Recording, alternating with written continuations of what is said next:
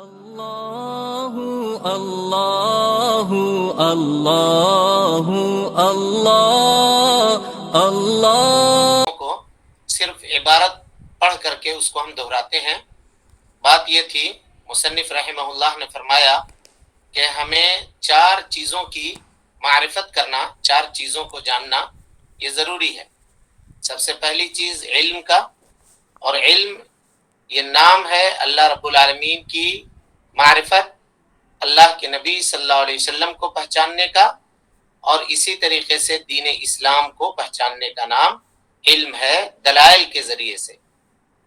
دوسرے نمبر پہ بتایا کہ جو علم ہم نے حاصل کیا ہے اس کے اوپر عمل کیا جائے، یہ دوسرا مسئلہ ہے، اور جب عمل کر لیا جائے تو پھر تیسرا اسٹیپ شروع ہوتا ہے کہ علم کے مطابق یا علم کے برابر جتنی مقدار میں ہمارے پاس علم ہے، جتنی کوانٹیٹی میں ہمارے پاس علم ہے، اتنی کوانٹیٹی میں ہم دعوت کا کام کریں، علم کو دوسرے لوگوں تک پہنچائیں۔ اور چوتھے نمبر پہ جو مسئلہ ہے وہ تھا کہ اس راستے میں، یعنی اللہ رب العالمین کے دین کی دعوت دینے میں، شریعت کی تعلیم کو پہنچانے میں جو تکلیف، جو مصیبت اور جو پریشانی آتی ہے، اس پریشانی کے اوپر بندے کو صبر کرنا چاہیے۔ یہ چار مسائل تھے جو اس کتاب کے مقدمہ کے طور پر، خلاصہ کے طور پر مصنف امام محمد بن عبد الوہاب شیخ الاسلام رحمۃ اللہ علیہ نے بیان فرمایا۔ یہ جب باتیں ہم جان گئے، ان باتوں کا علم جب ہم کو ہو گیا، تو یہاں ایک چیز کی وضاحت ہم مناسب سمجھتے ہیں آپ کے لیے۔ اگر آپ کے پاس کاپی قلم ہے، تمام لوگوں کے پاس، تو آپ لوگ کاپی قلم لے کر تھوڑا بیٹھیں۔ دعوت کے کام کے لیے جب بھی ہم دعوت کا کام کریں تو 6 چیزوں کا لحاظ رکھنا ہم کو ضروری ہے۔ وہ 6 چیزیں کیا کیا ہیں اس کو پوائنٹ میں آپ نوٹ کیجئے، 6 چیزوں کو وہ ہم آپ کے سامنے لکھواتے ہیں۔ سب سے پہلی چیز کہ جس کی طرف آپ بلا رہے ہیں یا جس بات کی طرف آپ لوگوں کو دعوت دے رہے ہیں، اس کا مکمل علم آپ کے پاس ہونا چاہیے۔ مکمل علم آپ کے پاس ہونا چاہیے، جیسا کہ حدیث معاذ میں ہے، حضرت معاذ ابن جبل رضی اللہ تعالی عنہ نبی صلی اللہ علیہ وسلم سے روایت کرتے ہیں کہ آپ صلی اللہ علیہ وسلم نے ان کو یمن کی طرف بھیجا تھا، تو کیا کہا تھا؟ کہا تھا یا معاذ، اے معاذ ابن جبل، انک تأتی قوما من اہل الکتاب، آپ جا رہے ہیں جہاں دعوت و تبلیغ کے لیے، وہاں اہل کتاب کے لوگ ہوتے ہیں، یہود و نصارہ ہوتے ہیں، وہ کچھ جانکاری رکھتے ہیں دین کا سابقہ اور پچھلے شریعت دین کے بارے میں ان کو معلومات ہوتی ہے۔ تو آپ علم کو سیکھیے، علم کو جانیے۔ تو سب سے پہلی چیز دعوت دینے سے پہلے علم حاصل کرنا ہے، یہ نمبر 1 پہ۔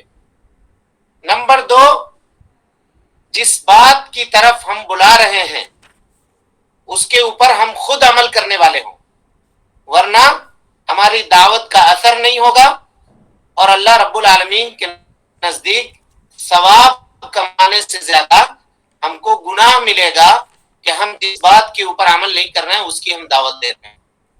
حضرت اسامہ بن زید تعالیٰ عنہ سے ابو داود میں ایک روایت ہے، روایت کا خلاصہ یہ ہے کہ ایک شخص جہنم میں، نبی صلی اللہ علیہ وسلم نے بیان فرمایا کہ ایک شخص جہنم میں نے دیکھا ایک شخص کو جس کی اتڑیاں اس کے پیٹ سے باہر نکلی ہوئی ہیں، اور وہ اپنی اتڑیوں کو لے کر کے گھسیٹ کر کے جہنم میں چل رہا ہے، یہاں سے وہاں جا رہا ہے، رو رہا ہے، بلک رہا ہے، اور اتنی تکلیف میں ہے وہ کہ دوسرے جو جہنمی ہیں، جو خود تکلیف میں ہے، اس کی تکلیف دیکھ کر کے اپنی تکلیف وہ ہلکی سمجھتے ہیں، اور اس کے ارد گرد آ کر کے کھڑے ہو جاتے ہیں، جمع ہو جاتے ہیں، اور اس سے پوچھتے ہیں کہ بھائی کیا بات ہے، کیوں اس قدر پریشان ہو، کیوں اس قدر رو رہے ہو، کیوں اس قدر تکلیف میں ہو؟ تم تو وہی شخص تھے جو دنیا کے اندر ہم کو بھلائی کا حکم دیتے تھے، تم تو وہی تھے جو تقریر کیا کرتے تھے، تم تو وہی تھے جو دین کی باتیں بتایا کرتے تھے، اچھی باتوں کی نصیحتیں کیا کرتے تھے، کیا ہوا تمہارے ساتھ؟ یہ رونگٹے کھڑی کر دینے والی حدیث ہے، ہمارے اور آپ کے لیے یہ عبرت کا مقام ہے۔ وہ آدمی کہے گا اعاذنا اللہ وإیاکم، اللہ رب العالمین ہم کو اور آپ کو حفاظت فرمائے، جہنم کے عذاب سے ہماری اور آپ کی حفاظت فرمائے۔ وہ کہے گا کہ بھائیو میں تمہیں اچھی بات کی دعوت تو دیتا تھا، لیکن وہ اچھا کام کبھی نہیں کرتا تھا، عمل نہیں کرتا تھا۔ اسی طرح سے وہ کہے گا کہ ہم آپ کو برائی سے روکتے تھے، منع کرتے تھے، لیکن وہ برائی ہم خود کیا کرتے تھے، اس برائی کے اندر ہم خود ملوث تھے، جس کی وجہ سے ہمارا یہ حال ہوا، ہمارا یہ معاملہ ہوا۔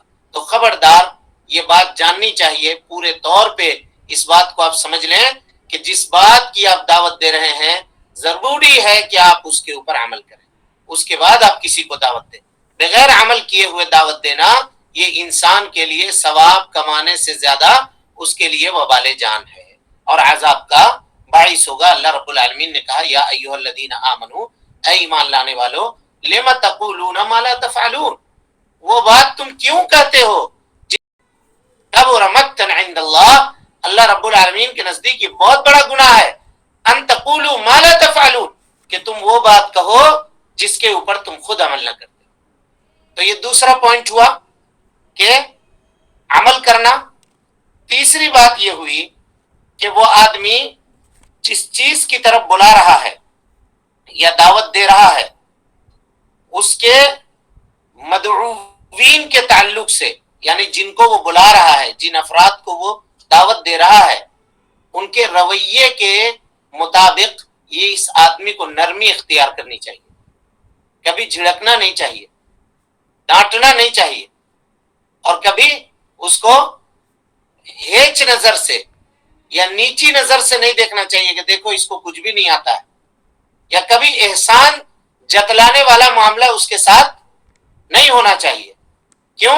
اللہ رب العالمین کہتا ہے قرآن مجید کے اندر کذالک کنتم من قبل فمن اللہ علیکم، یاد کیجئے کہ ہم بھی اسی مقام پر تھے، اللہ رب العالمین نے ہم لوگوں کے اوپر یہ رحم کی، اور ہم لوگوں کے اوپر اللہ رب العالمین کا خاص فضل ہوا کہ اس نے دین کی سمجھ ہم لوگوں کو عطا کر دی۔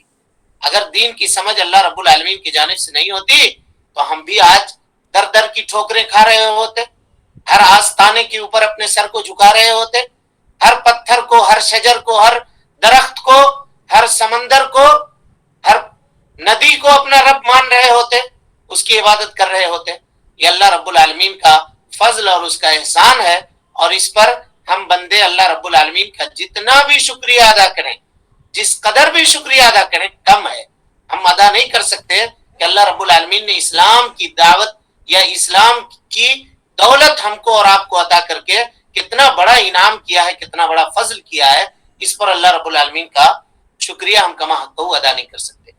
اسی طریقے سے چوتھے نمبر پہ جو چیز ہے وہ اخلاص ہے، یعنی وہ دعوت کا کام کرے، اس لیے نہیں کرے کہ اس کے فالوورز زیادہ ہوں، اس لیے نہیں کرے کہ لوگ اس کو یہ کہیں کہ دیکھو بڑا متقی، بڑا پرہیزگار آدمی ہے، لوگ اس کی باتوں کو قبول کرتے ہیں۔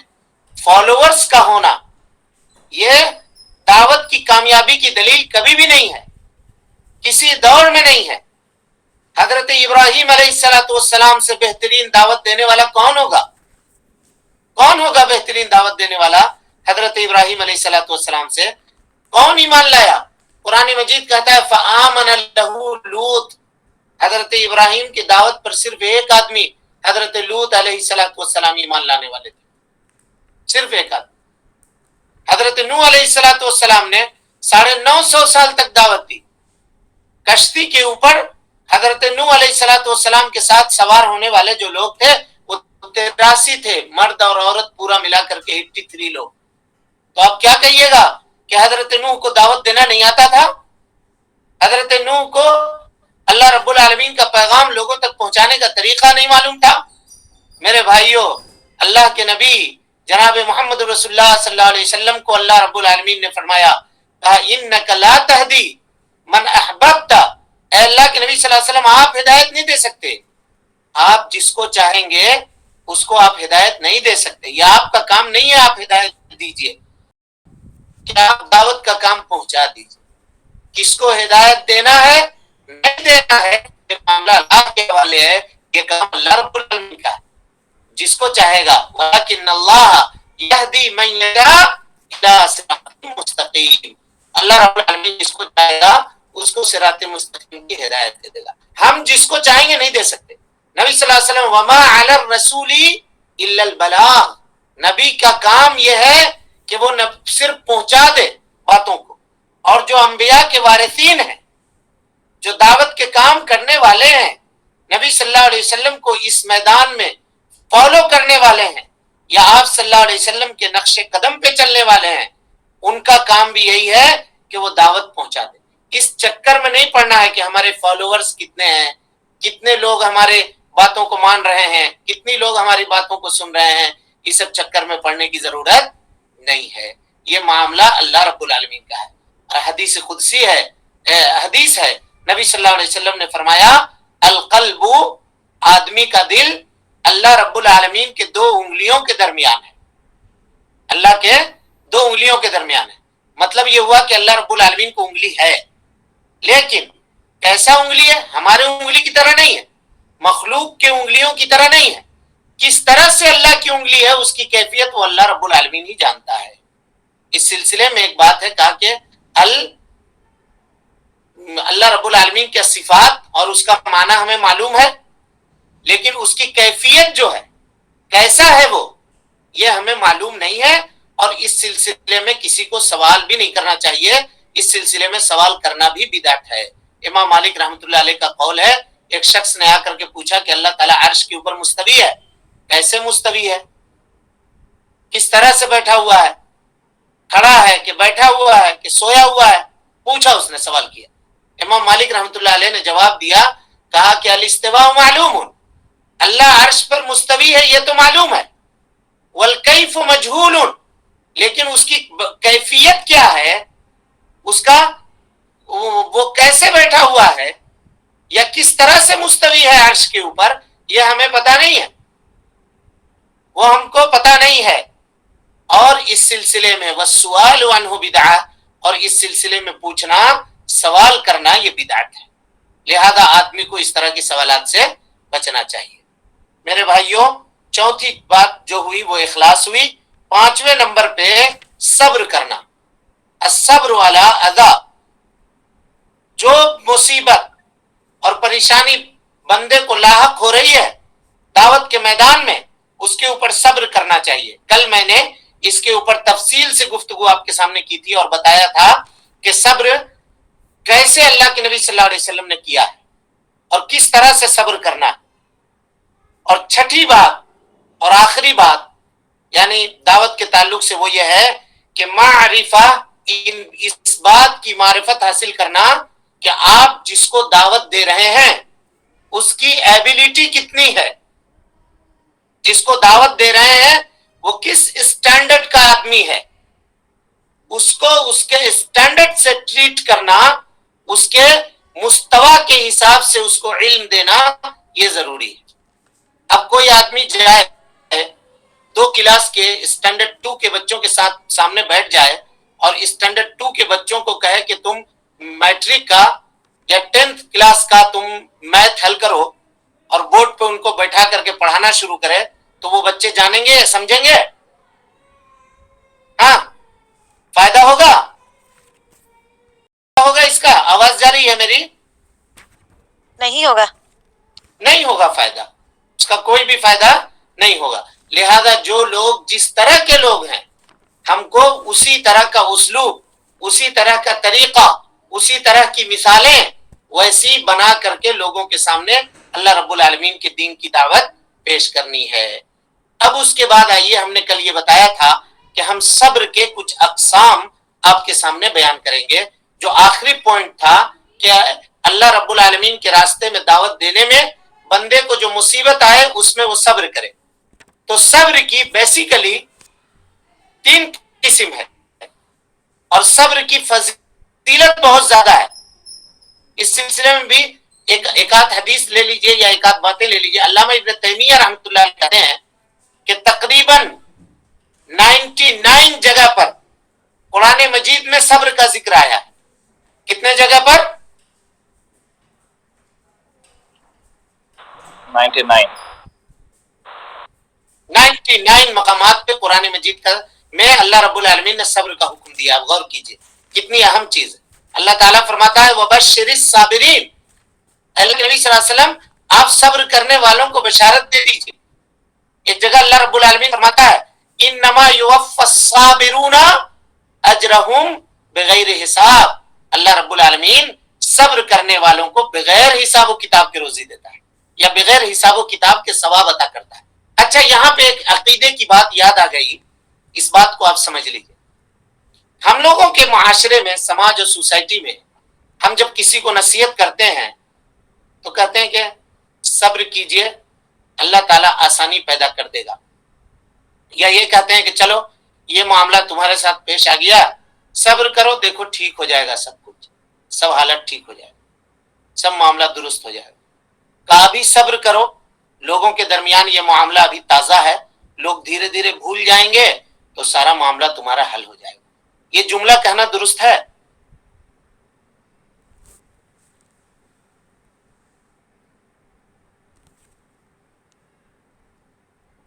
बोलिए, ये जुमला कहना दुरुस्त है भाई? नहीं।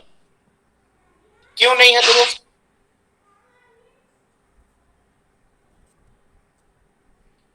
दुरुस्त अगर नहीं है तो क्यों नहीं है? तकदीर को हम नहीं जानते। देखिए, इसलिए दुरुस्त नहीं है, इसलिए दुरुस्त नहीं है कि अल्लाह रब्बुल आलमीन कुरान मजीद में फरमाता है वस्बिर, अल्लाह के नबी सल्लल्लाहु अलैहि वसल्लम आप सब्र कीजिए, वमा सब्रुका इल्ला बिल्लाह, और आपका सब्र सिर्फ अल्लाह के लिए होना चाहिए। इसलिए नहीं कि हम सब्र कर रहे हैं, हमको इससे सब्र कीजिए अल्लाह को राजी करने के लिए। अल्लाह को आपके साथ क्या करना है वो अल्लाह रब्बुल आलमीन कर लेगा। हो सकता है आपके लिए अगर मुनासिब है तो उससे अच्छा दे देगा, और नहीं मुनासिब है तो आपको कुछ भी नहीं देगा। ये उसका अदल होगा, उसका इंसाफ होगा। लेकिन आदमी सब्र इसलिए करे कि मैं इसलिए सब्र कर रहा हूं कि अल्लाह रब्बुल आलमीन इससे अच्छा कर देगा, नहीं। आदमी ये कहे कि हम सब्र इसलिए कर रहे हैं ताकि अल्लाह राजी हो जाए, हम सब्र इसलिए कर रहे हैं ताकि अल्लाह खुश हो जाए, हम सब्र इसलिए कर रहे हैं ताकि अल्लाह सब्र करने वालों को पसंद करता है, हम सब्र इसलिए कर रहे हैं कि अल्लाह ने सब्र का हुक्म दिया है, और कोई हम कुछ नहीं चाहते हैं, हम सब्र कर रहे हैं, अल्लाह ने सब्र का हुक्म दिया है, जैसा अल्लाह ताला मेरे लिए मुनासिब समझेगा वैसा कर लेगा। यह अकीदे की बात हुई, ऑथेंटिक अहले सुन्नत वल जमाअत का मामला। समझ में आई बात? तो इस तरह की बातें कहने से आदमी को परहेज करनी चाहिए, और इस तरह की बातें कहने से आदमी को बचनी चाहिए। अब उसके बाद आइए, सब्र के अक़साम बता रहे हैं आपके सामने। सब्र की बेसिकली कितनी किस्में हैं मैंने बताया? कितनी किस्म है? तीन किस्म है। सबसे पहली किस्म लिखिए, नंबर 1, अल्लाह रब्बुल आलमीन की इताअत और फर्मा बरदारी के ऊपर सब्र करना। अल्लाह की इताअत और फर्मा बरदारी के ऊपर सब्र करना। कैसे सब्र होगा? सख्त ठंडी की रात है, मिसाल दे रहा हूं, एक फजर की अजान हुई, बिस्तर छोड़ने का जी नहीं चाह रहा कि हम उठे, वुजू करें, मस्जिद जाएं नमाज के लिए, या उठ करके घर में नमाज पढ़ें अगर औरत है तो, और मर्द है तो उठ करके मस्जिद जाए। लेकिन वो बिस्तर से उठता है, जिस्म नहीं चाह रहा है, दिल में बहुत भारी लग रहा है ना, लेकिन वो अल्लाह रब्बुल आलमीन की रजामंदी के लिए, अल्लाह के हुक्म की तकमील के लिए अपने आराम को छोड़ देता है। और आराम को छोड़ने में जो तकलीफ उसको हो रही है, उस तकलीफ के ऊपर सब्र कर रहा है। ये अल्लाह रब्बुल आलमीन की इताअत के ऊपर सब्र करना हुआ। अब उसके बाद नंबर 2 पर आइए, अल्लाह रब्बुल आलमीन की मासियत और अल्लाह रब्बुल आलमीन की नाफरमानी से, अल्लाह रब्बुल आलमीन की नाफरमानी से बच करके सब्र करना। देखिए, दुनिया में जितने भी गुनाह के काम हैं, जितने भी गुनाह के काम हैं, उसमें कुछ न कुछ लज्जत है, नफ्स को सुकून और तस्कीन मिलता है, गुनाह करके हासिल होता है, गुनाह करने में लज्जत है। लेकिन गुनाह को एक बंदा तर्क कर रहा है और वो लज्जत को छोड़ یعنی اللہ کی معصیت سے رک کر کے اللہ رب العالمین کی نافرمانی سے رکنے میں اس کو جو تکلیف ہو رہی ہے اس تکلیف کے اوپر وہ صبر کر رہا ہے. یہ صبر کی دوسری قسم ہوئی. اور صبر کی تیسری قسم ہوئی اللہ رب العالمین کی تقدیر کے اوپر صبر کرنا. اللہ رب العالمین کی تقدیر کے اوپر صبر کرنا. اللہ نے جیسی تقدیر لکھ دی ہے کہ اگر بندہ ابھی صحت مند ہے تو ٹھیک ہے، چلیے بہت خوش ہے، نماز پڑھ رہا ہے، اللہ کے راستے میں خرچ کر رہا ہے. لیکن ذرا سی مصیبت آئی، بیمار کیا پڑا، کہنا شروع کر دیا ہم تو نماز بھی پڑھتے تھے، ہم تو روزہ بھی رکھتے تھے، ہم تو غریب مسکین کو کھانا بھی کھلاتے تھے، پھر بھی اللہ تعالیٰ ہم کو بیمار کر دیا. ہم اتنا کام کیا کرتے تھے، پھر بھی اللہ تعالیٰ اتنا بڑا مصیبت سے ہم کو دوچار کر دیا. اتنی بڑی پریشانی اللہ رب العالمین میرے اوپر دے دیا. مصیبت دینے کے لیے دنیا میں ایک ہم ہی ملے تھے اور کوئی دوسرا نہیں ملا تھا. اس طرح کی شکایت اللہ رب العالمین کے سامنے نہیں کرتا ہے، بلکہ مصیبت اور پریشانی لاحق ہوتی ہے تو مصیبت اور پریشانی کے اوپر صبر کرتا ہے. اور اس سے بھی اونچا درجہ ہے کہ کوئی بندہ مصیبت اور پریشانی میں اللہ کا شکریہ ادا کرے، اللہ کا شکریہ ادا کرے کہ اللہ اچھا ہوا اتنی مصیبت آ کر کے میرا معاملہ ہو گیا. دنیا میں کتنے ایسے لوگ ہیں جو مجھ سے بڑے بڑے مصیبتوں کے اندر پڑے ہوئے ہیں، اللہ رب العالمین نے تو ہم کو ہلکی مصیبت دی ہے. یہ کہہ کر کے شکریہ ادا کرے بندہ، یہ اس سے بھی اونچے درجے کی بات ہوئی. تو یہ صبر کے 3 اقسام ہوئے. کون کون کی سی قسم کوئی بیان کرے؟ تینوں قسموں کو بیان کیجئے. اللہ کے اطاعت اور فرما برداری کے اوپر صبر کرنا. بالکل. اللہ کی نمبر 2. نافرمانی سے بچ کر کے صبر کرنا. ماشاءاللہ. نمبر 3. اللہ کے تقدیر کے اوپر صبر کرنا. صبر کرنا، چاہے تقدیر اچھی ہو چاہے تقدیر بری ہو. اب یہ چاروں پوائنٹس جو ہیں اس کو ہم مکمل کر چکے. اب مصنف رحمت اللہ علیہ کہتے ہیں کوئی کتاب کھولے ہے آپ لوگوں میں سے کسی کے پاس کتاب ہے کھلی ہوئی؟ جو کتاب ہم لوگ پڑھ رہے ہیں کسی کے پاس کھلی ہوئی ہے کتاب؟ ہاں، کسی کے پاس بھی نہیں ہے؟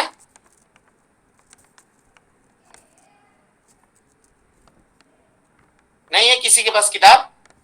نہیں ہے. کیوں آپ لوگوں نے ڈاؤن لوڈ نہیں کیا؟ ہاں تو پھر کتاب نہیں کھولتے ہیں؟ کتاب کو سامنے رکھیے. اگر پی ڈی ایف میں بھی ہے تو کتاب سامنے رکھیے. ہم لوگ کتاب پڑھ رہے ہیں نا. کوئی نکالا کتاب؟ پڑھیے تو یہ چاروں باتوں کے بعد اس کے بعد کیا لکھا ہوا پڑھیے تو. زمانے کی قسم انسان در حقیقت خسارے میں ہے سوائے ان لوگوں کے جو ایمان لائے اور نیک اعمال کرتے رہے اور ایک دوسرے حق کی نصیحت اور صبر کی تلقین کرتے رہے. ہاں یہ دلیل ہے. یہ جو چاروں چیزیں ہم لوگ ابھی پڑھے نا، علم حاصل کرنا، علم کے مطابق عمل کرنا اور دعوت دینا اور دعوت کے میدان میں مصیبت جو آئے اس کے اوپر صبر کرنا، تو اس کی دلیل کیا ہے؟ ان چار چیزوں کی دلیل قرآن مجید کی مشہور سورۃ العصر ہے. کون سی سورت ہے؟ سورۃ العصر ہے. عصر. کوئی پڑھے سورۃ العصر؟ سورۃ العصر کوئی پڑھے؟ اعوذ باللہ من الشیطان الرجیم. بسم اللہ الرحمن الرحیم. والعصر ان الانسان لفی خسر الا الذین آمنوا وعملوا الصالحات وتواصوا بالصبر وتواصوا بالحق وتواصوا بالصبر. وتواصوا بالحق وتواصوا بالصبر. اب اس کا ترجمہ دیکھیے. والعصر قسم ہے زمانے کی، قسم ہے زمانے کی. ان الانسان لفی خسر، سارے کے سارے انسان، الانسان ہے نا، لکھا ہوا دیکھیے کیا ہے, الانسان, انل انسان. یہ انسان پہ جو الف لام لگا ہوا ہے, ہم جانتے ہیں کہ آپ لوگ عربی گرامر نہیں پڑھ رہے ہیں, لیکن بات کو سمجھنے کے لیے اگر 2-4 پوائنٹ جان جائیں اس کا تو کوئی حرج کی بات نہیں ہے. انسان پہ جو الف لام لگا ہوا ہے اس کو عربی زبان کے اندر, عربی گرامر کے اندر کہتے ہیں الف لام للجنس, جنس کے لیے, لبیان الجنس, جنس کو بیان کرنے کے لیے. یعنی دنیا کے اندر جتنے لوگ جن کو آپ انسان کہہ سکتے ہیں, چاہے ہندوستان کے رہنے والے ہوں, چاہے چائنا کے ہوں, چاہے سعودی عرب کے ہوں, چاہے کویت کے ہوں, عراق کے ہوں, کہیں کے بھی ہوں, گوڑے ہوں, کالے ہوں, کسی بھی زبان کو بولنے والے ہوں, کسی بھی ملک سے, کسی بھی معاشرے سے, کسی بھی سماج سے ان کا تعلق ہو, وہ مطلب نہیں ہے. اللہ رب العالمین کہتا ہے زمانے کی قسم ہے, اور اللہ تعالیٰ زمانے کا قسم کیوں کھا رہا ہے؟ اس لیے کہ اچھائی اور برائی کو جس جگہ پر انجام دیا جاتا ہے وہ جگہ زمانہ ہے, وہ جگہ دنیا ہے. یعنی کوئی بھی ایکٹ آدمی جو کرتا ہے, کوئی بھی کام کرتا ہے, کام کہاں پہ کرتا ہے؟ اس دنیا میں کرتا ہے, اور یہی وہ زمانہ ہے. تو اللہ رب العالمین نے زمانے کی قسم کھائی اور کیا کہا؟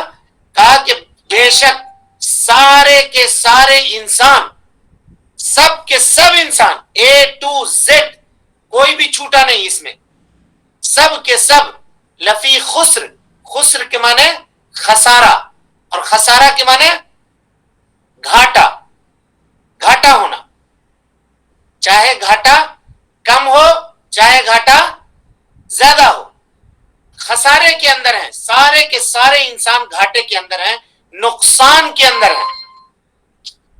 اب اس کے بعد اللہ تعالیٰ کچھ لوگوں کو باہر نکال رہے ہیں کہ وہ کون لوگ ہیں جو اس گھاٹے میں نہیں ہیں.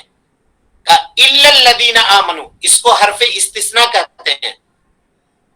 یعنی یہ اب ان لوگوں کو نکالا جا رہا ہے, الگ کیا جا رہا ہے, مگر وہ لوگ جو ایمان لائے, الا الذین آمنوا, جو ایمان لائے, وعملوا الصالحات, اور نیک عمل کیا. یہاں 2 لفظ کا ذکر ہوا, ایک تو الا الذین آمنوا, ایمان کا, اور دوسرا ذکر عمل صالح کا. تو اب ایمان ہم تفصیل سے پڑھنا چاہتے ہیں. کوئی بھی آپ لوگوں میں سے ایمان کا مطلب بتا سکتے ہیں؟ ایمان کس کو کہتے ہیں؟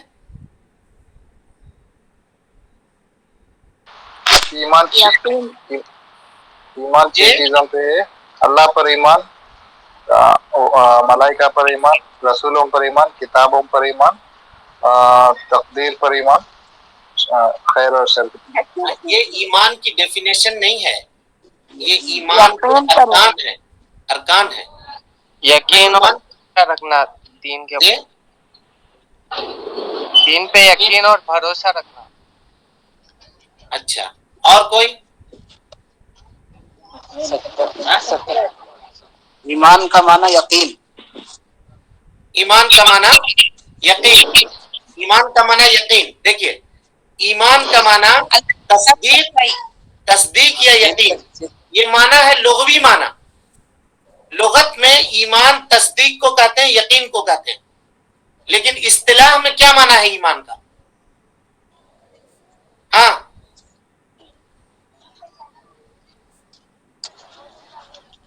دل سے تصدیق کرنا. بالکل صحیح ہے. اللہ کی اللہ پر بھروسہ رکھنا, زبان سے اقرار کرنا, آذان سے عمل کرنا. بالکل صحیح جواب. اللہ رب العالمین آپ کو علم میں اضافہ کرے. لیکن جواب ابھی بھی ناقص ہے, ادھورا ہے, جواب مکمل نہیں ہوا ہے. کون مکمل کرے گا؟ ایمان کہتے ہیں دل سے تصدیق کرنا, زبان سے اقرار کرنا, یعنی بہن نے جو جواب دیا وہی میں بتا رہا ہوں, زبان سے اقرار کرنا, اور عمل بالجوارح, عمل بالجوارح, ہاتھ پیر سے عمل کرنا. یہ 3 چیز. ابھی بھی یہ تعریف مکمل نہیں ہوئی, ناقص ہے, کم ہے تعریف. اللہ پر بھروسہ کرنا, جی, اللہ پر بھروسہ رکھنا. ہاں ٹھیک ہے، وہ اللہ پہ بھروسہ رکھنا، دل سے یقین کرنے میں آ گیا. وہ کوئی بتا سکتا ہے مکمل کیسے اللہ کے ہوگا؟ ساتھ سچ- جی اللہ کے ساتھ سچائی رہنا. اللہ کے ساتھ سچائی رہنا. نہیں، وہ تو تصدیق میں آ گیا نا، دل سے تصدیق کرنے میں تو بات آ گئی. لکھیے، ایمان کہتے ہیں، اس کو لکھیے، اس کے بعد وقت ہو گیا. ہاں پھر انشاءاللہ ہم کل لوٹیں گے اپنے اس درس کی طرف. ایمان کہتے ہیں زبان سے اقرار کرنا، زبان سے اقرار کرنا، دل سے تصدیق کرنا، اور اپنے اعضاء اور جوارح سے عمل کرنا. اعضاء اور جوارح سے عمل کرنا. یہاں تک آپ لوگوں نے بتایا تھا الحمدللہ. ہم نے کہا تھا کہ یہ ناقص ہے. مکمل کیسے ہوگا؟ مکمل ہوگا، لکھیے، ایمان نیکی کرنے سے بڑھتا ہے اور برائی کرنے سے گھٹتا ہے. نیکی کرنے سے ایمان میں اضافہ ہوتا ہے، بڑھتا ہے، اور برائی کرنے سے، اللہ رب العالمین کی نافرمانی کرنے سے ایمان میں کمی واقع ہوتی ہے. ایمان کے اندر کمی واقع ہوتی ہے. لکھ چکے آپ لوگ؟ جی کیا درس کیسا ہے؟ سمجھ میں آ رہا ہے آپ لوگوں کو؟ جی الحمدللہ سمجھ آ رہا ہے. سمجھ میں آ رہا ہے؟ ہاں، جی شیخ الحمدللہ. درس کا فائدہ ہے. وہ ہم اس وجہ سے پوچھ رہے ہیں کہ یہ جو طریقہ ہے، کیا اسی طریقے کے اوپر جاری رکھیں؟ جی انشاءاللہ ضرور. الحمدللہ. الحمدللہ الحمدللہ الحمدللہ. ہم مزید اور اس کی تنقیح کرنے کی، اور اس کو مزید سجا کر کے، سنوار کر کے آپ لوگوں کے سامنے پیش کرنے کی کوشش کریں گے. آپ لوگ اپنے لیے بھی اور خود میرے لیے بھی دعا کریں کہ اللہ رب العالمین. ہاں ایک سوال آ رہا ہے، 6 پوائنٹ جو ہے دعوت کا، وہ کیا ہے؟ وہ پوچھ رہے ہیں. دعوت کا یہ ہے کہ جن لوگوں کو آپ دعوت دے رہے ہیں ان کے حالات جاننا، ان کا اسٹینڈرڈ سمجھنا، کس اسٹینڈرڈ کے اوپر وہ ہیں، اور پھر اس کے مطابق ان کو دعوت دینا. اس میں ہم نے مثال دی تھی کہ اگر کوئی اسٹینڈرڈ 2 کا بچہ ہے، آپ اس کو 10th کا میتھ اگر سمجھائیں گے تو وہ نہیں سمجھے گا، اور اس کا کوئی فائدہ بھی نہیں ہوگا. چلیں، اللہ رب العالمین ہم سب کے مل بیٹھنے کو قبول فرمائے. اللہ رب العالمین ہماری حسنات میں اضافہ کرے. ہم سب کے گناہوں کو اللہ رب العالمین توحید کی برکت سے، اپنے فضل سے اللہ رب العالمین معاف کر دے. اور اللہ رب العالمین ہم سب کو رمضان المبارک کا مبارک مہینہ نصیب کرے، اور اس کے اندر عبادت کر کے اللہ کے فضل سے جنت کا مستحق بننے کی توفیق عطا فرمائے. آمین. اقول قولی هذا واستغفر الله لي ولكم ولسائر المسلمين من كل ذنب وخطيئة فاستغفروه انه كان للأوابين غفورا. والسلام عليكم ورحمة الله وبركاته. اللہ اللہ اللہ اللہ اللہ اللہ اللہ اللہ اللہ اللہ